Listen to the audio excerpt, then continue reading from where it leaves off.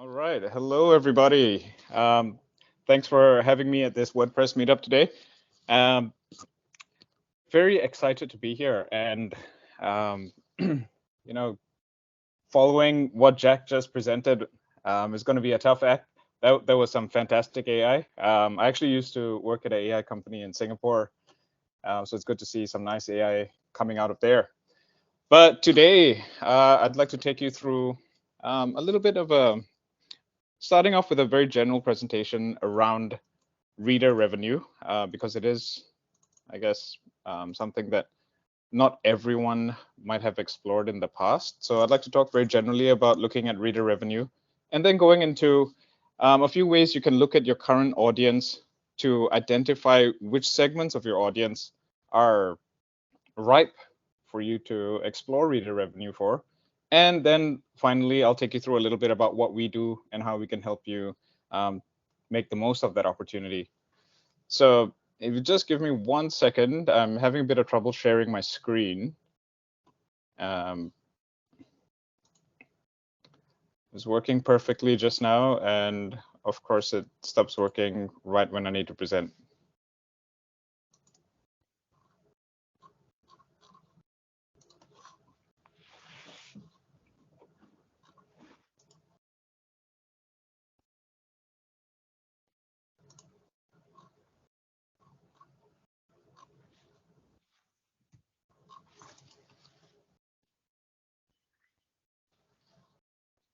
Is the share tray not showing the screen? Okay, look, let me just jump out and jump in. Okay. I was having trouble looking at the chat box earlier, so I had to jump into a browser. But okay, we're back in business.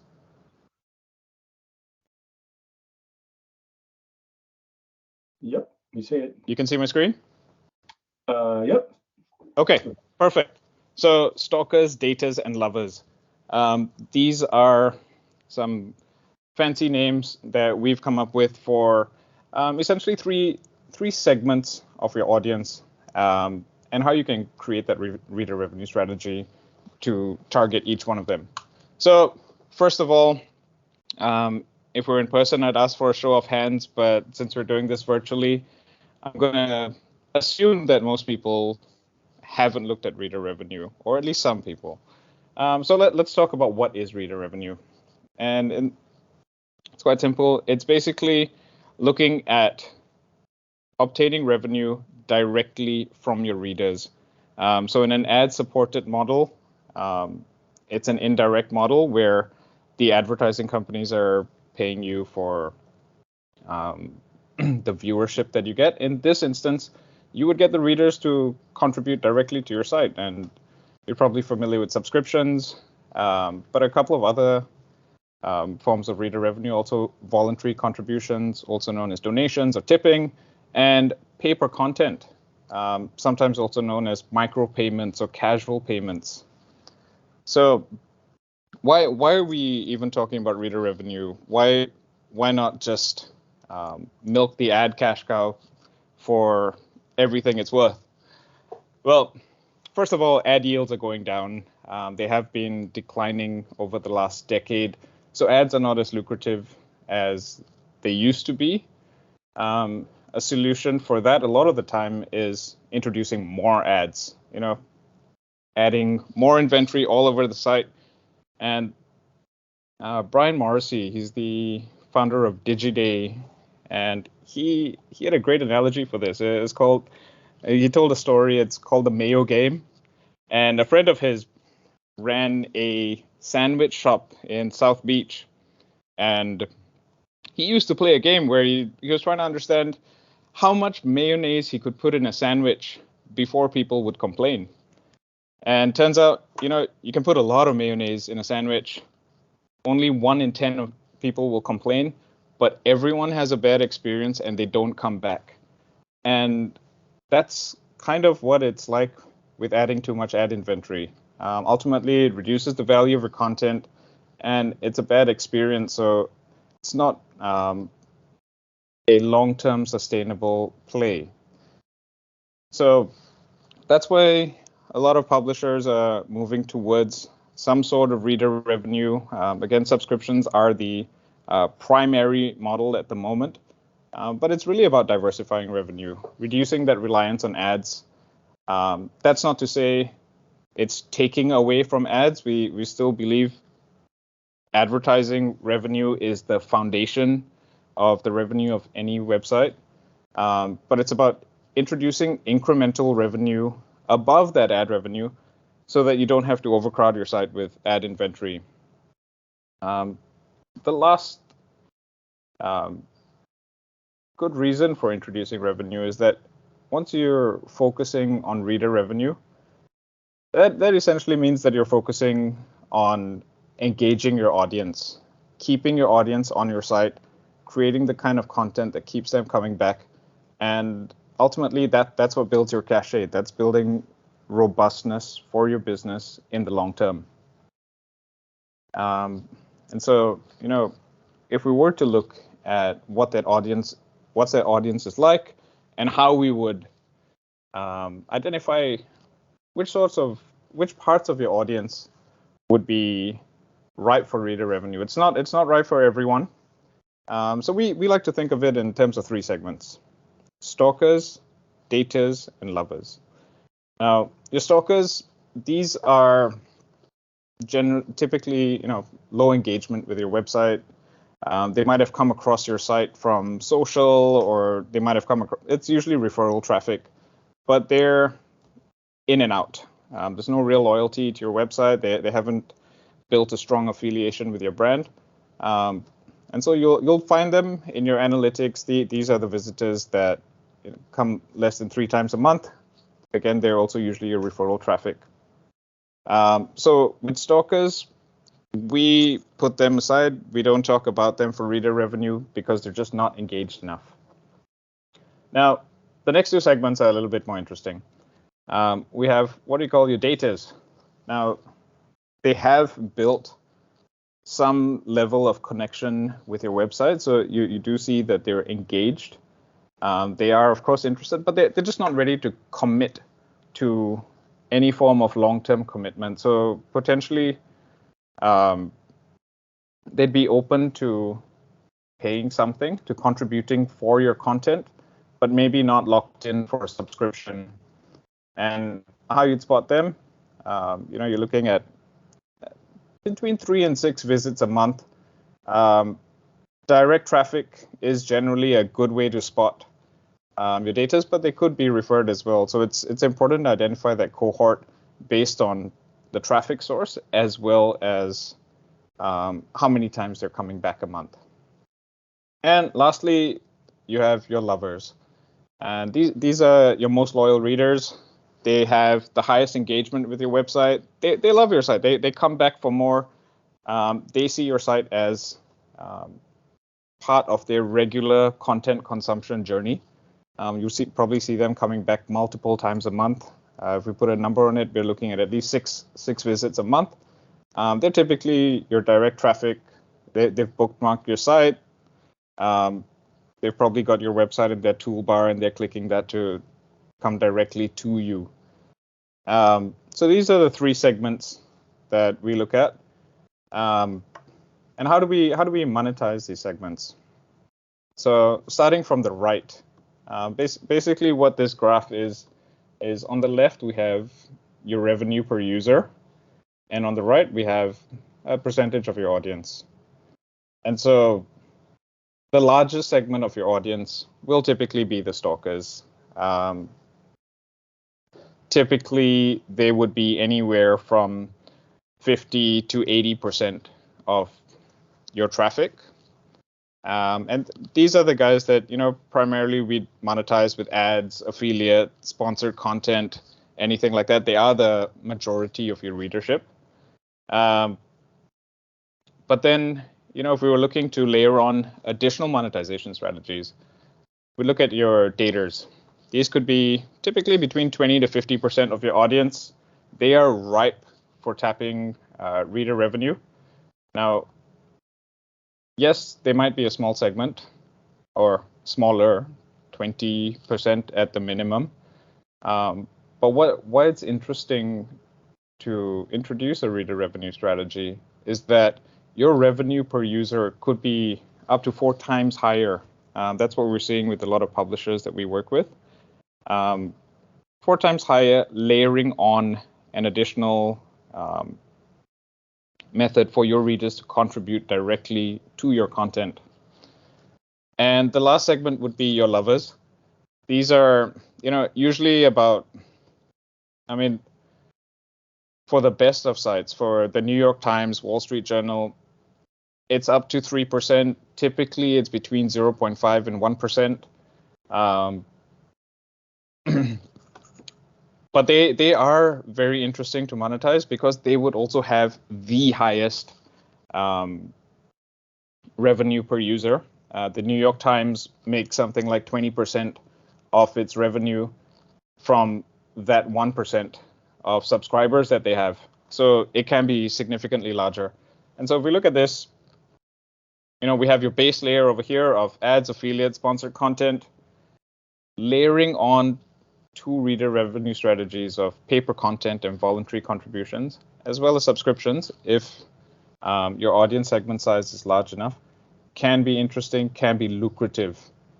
And so these are how we look at audience segments and the kind of reader revenue strategies that we could introduce to basically grow your bottom line. And that's where Fewcents comes in. And Fewcents started by, 3 co-founders. One was from Google, one was from the ad tech world, and one was from the banking world. And they've come together to create this fintech infrastructure and easy plugin for publishers to very easily introduce paper content. And 2 ways we do this. One is through a tip jar, where you can have your readers contribute, a few dollars to support your journalism or to support the content that you're putting out there. And initially, when we put this out, we weren't too sure how this would work out. It was a kind of a thought experiment. And what we found is readers who are engaged with your site actually end up spending quite a fair bit on voluntary contributions. So we have sites that are getting 4 times their ad yields on voluntary contributions alone. And what's really surprising is we offer 3 different values that a user could tip. And the most common tip options selected are the higher tiers. So people are willing to pay for content. People are willing to support good journalism. And this is good for a site of any size. It's something you can just put in there. It doesn't interfere with your ads. There's no real risk to it. It's just something you can layer on top of what you're already doing. Now, the second side of things is paying for content.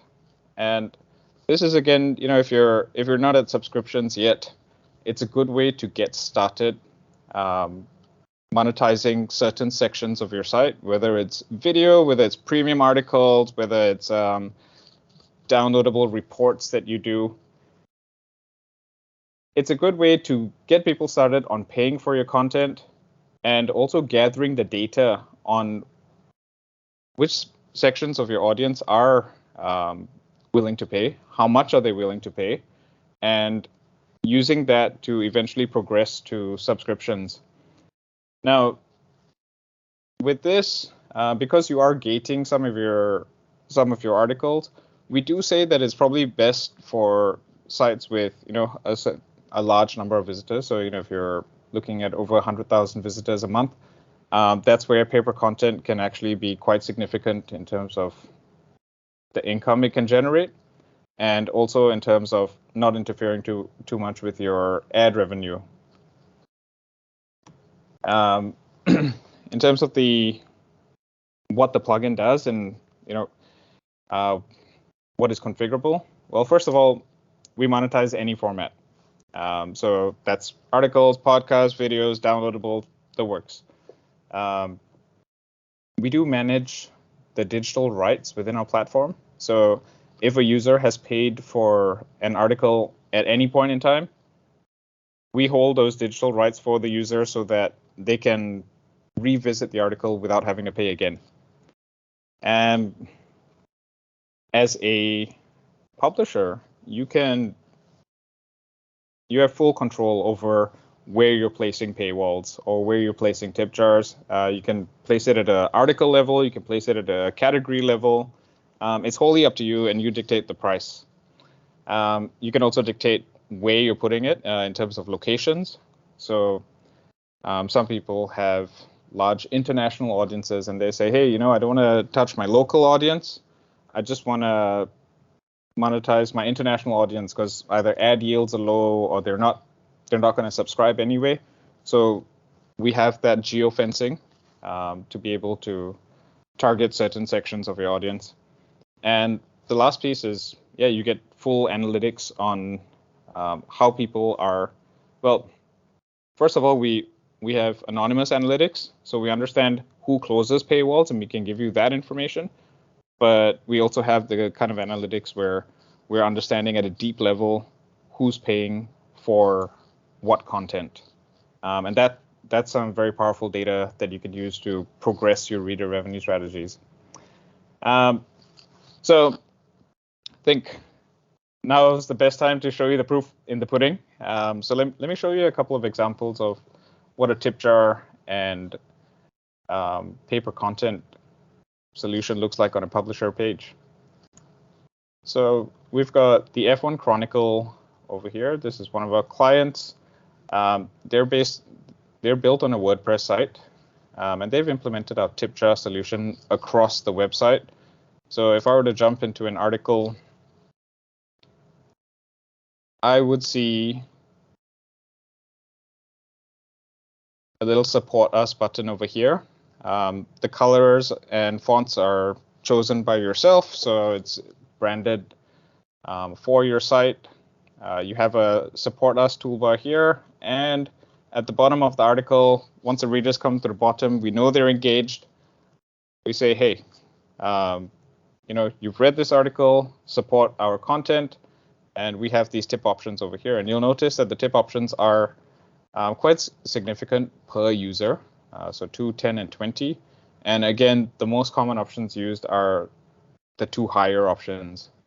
So as a user, I just go inside and click tip now. I am taken to the Fewcents wallet. This is an international wallet which covers 50 currencies with 100 local payments. So I'm a US user. I'm seeing my currency in US dollars. I'm seeing my payment methods in local payments that I would use over here. Apple Pay is coming in very shortly. I've just seen it in testing, so it should be up in the next month. And as a user, I choose my checkout amount, I click pay, and I'm done. I'm not going to check out on the tip side of things. What I'm going to show you is a checkout on the pay-per-content side of things. So another client of ours is Marketing Interactive. They're a B2B marketing publication. They've chosen to monetize only their premium content. And so most of the articles aren't paywalled, but under the sections where, they've invested a little bit more in creating this unique content, they've chosen to gate that content and encourage people to pay for this. So you'll also see that as I come down the article, the ad inventory is not blocked. So as a user, we're not, or for the publisher rather, we're not taking away from the display advertising that you would get. This is wholly incremental to that. So I've come down to the article. I have the option to unlock. Click unlock.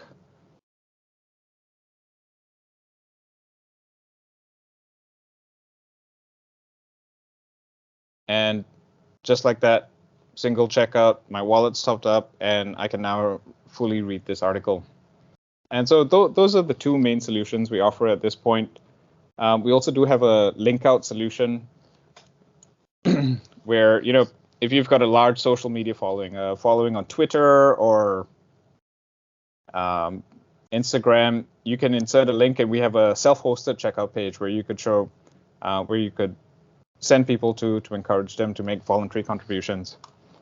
And so that's the long and short of the solutions we offer. A little bit about us. We've been around for 2 years now, and we've set up offices in 8 countries.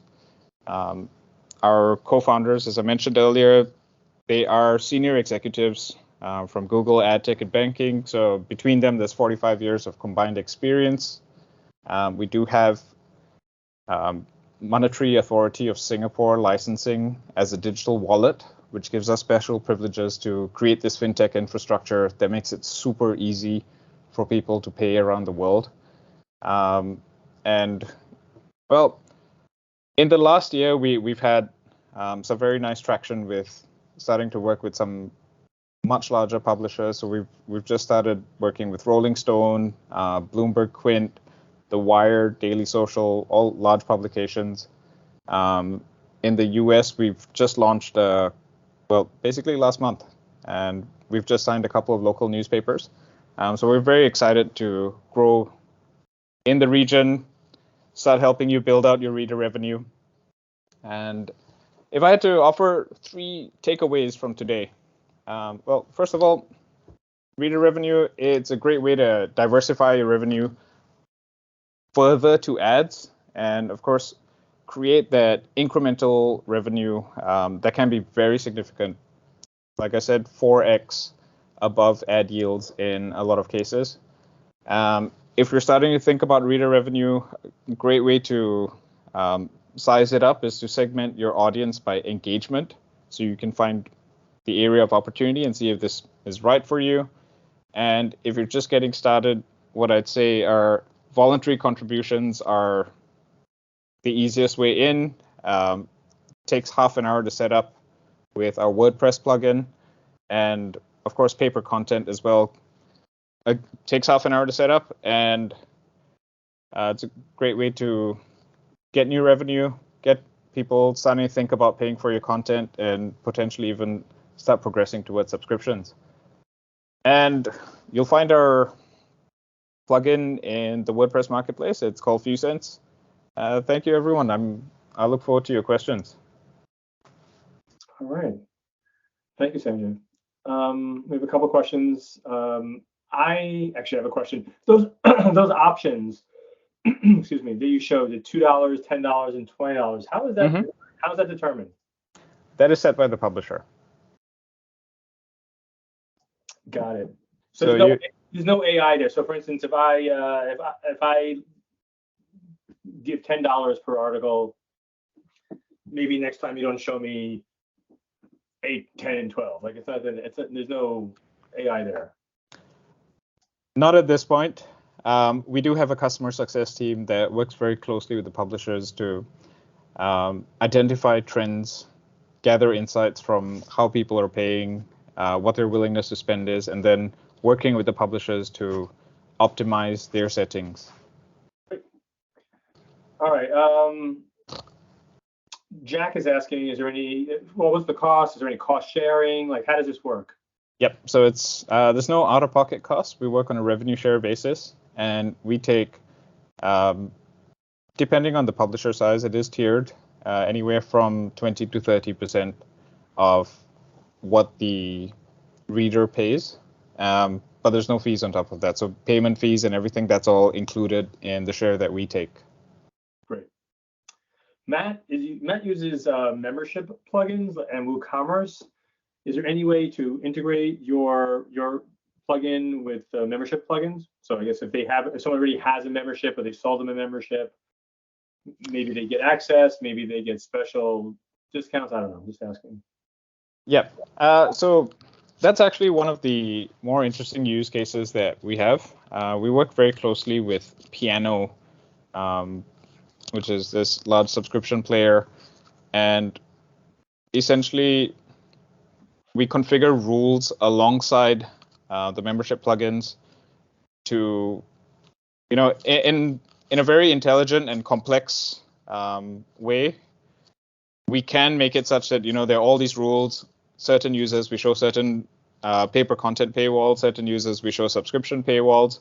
It can be that complex, but it also can be very simple. So let me just pull up an example of how one of our publishers is actually using both at the same time.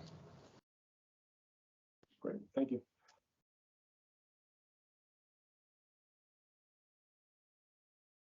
So this is an Indonesian publisher called Daily Social. Again, they offer subscriptions, and they've chosen rather to. Okay, maybe I've chosen the wrong article. Yes, there we go. They've chosen to offer users choice, so layering paper content and subscriptions together. So the subscription plugin sits alongside the Fewcents plugin, and your user can have the choice of paying or subscribing. And of course, we set rules such that if someone is a subscriber, then our paywall doesn't show at all. Oh, got it. Great. So there is there's a nice integration there. Awesome. Yes, yes. Michelle's asking if you can customize the style of the payments widget. Is there any, or you set the style? You can customize the messaging, the colors, and the font. That's what's customizable at the moment. If there are requirements further to that, we're happy to chat about it as well. I mean, we're still pretty young and startup-y, so we're pretty nimble. Got it. And those changes are made with like a no-code solution, like a settings page, or do we need to like write custom CSS? It'd be changed on our end. Oh, okay, got it. So we make the request to you, and yes. So right now, even if we activate the plugin, there is still some manual onboarding that has to go on your team from your side. If you were to, so I think in a very simple integration, let's say there's no membership plugin, you're just looking to introduce paper content. It typically takes about half an hour. Our customer success team would just jump on a quick call, help you set up the configurations, and you're up and running pretty quickly. Great. Jack had a concern. Obviously, ads slow down websites. The more ads you put on them, the slower they get. What kind of impact does your widget have? From our side, we haven't noticed any latency issues with layering on our JavaScript. It is very light. It's coded such that everything happens within our server before it's even served. So there is no latency impact on the publisher side. Great. And Matt's asking about payment processing. Can we connect our own Stripe? Like, I guess what's the flow of the money? Is it going to you and you're paying us, or how does this work? Yes, it would go to our wallet, and then we basically make payments either monthly or when you have $1,000 in your wallet, whichever comes first. Got it. And this gets deposited into any bank account we tell you we request? Okay, great. Exactly. Okay. Any other questions about Fewcents? Any other questions about Fewcents and micropayments? We haven't had a micropayment presentation at the Meetup in years. This was really interesting. Yeah. Thank you. I'm just going to say, I think micropayments, they were around, or there was a time maybe about 10 years ago where, all these micropayment startups were popping up. And for that reason, they popped up and then they disappeared. And for that reason, I guess they haven't really been part of the discourse for a while. But I think the early micropayment solutions were a little bit early for their time. At that point in time, people weren't being forced to pay for content. Now as you traverse the content world, more and more sites are putting up subscription paywalls. And what that means is that people are getting used to the idea that content is worth paying for. It's just that sometimes they're just not ready to commit. And so it's interesting to see that now, as we're coming to the market now, It's almost a wholly new take. None of the micropayment solutions that were around previously were able to acquire any mass of publishers. Today we work with 40 publishers that, our longest client has been around for a year and a half. And so they stick with us, it's working, and I'm glad to be part of the new wave of micropayments. Great. All right. Any other questions? Any other questions? Going once, going twice. All right. I posted the links to follow the meetup in the chat. Thank you, Sanjeev. That was great. Oh, Matt's asking, reporting. Is there any type of reporting that you provide for your clients? You have access to a full analytics dashboard, and that gives you some very detailed information down to, you can filter by what prices people are paying, what geographies they're coming from, what types of content they're paying for at a page level, but you can also filter it down to category level. So you do get very detailed insights within your dashboard around what's happening on your site, and that's all real time. Great. Nice question, Matt. You got in right in the wire, under the wire, but that was a good question. All right. Thank you so much. That was great. The plugins live on the repository, right, on WordPress.org? That is correct. Awesome.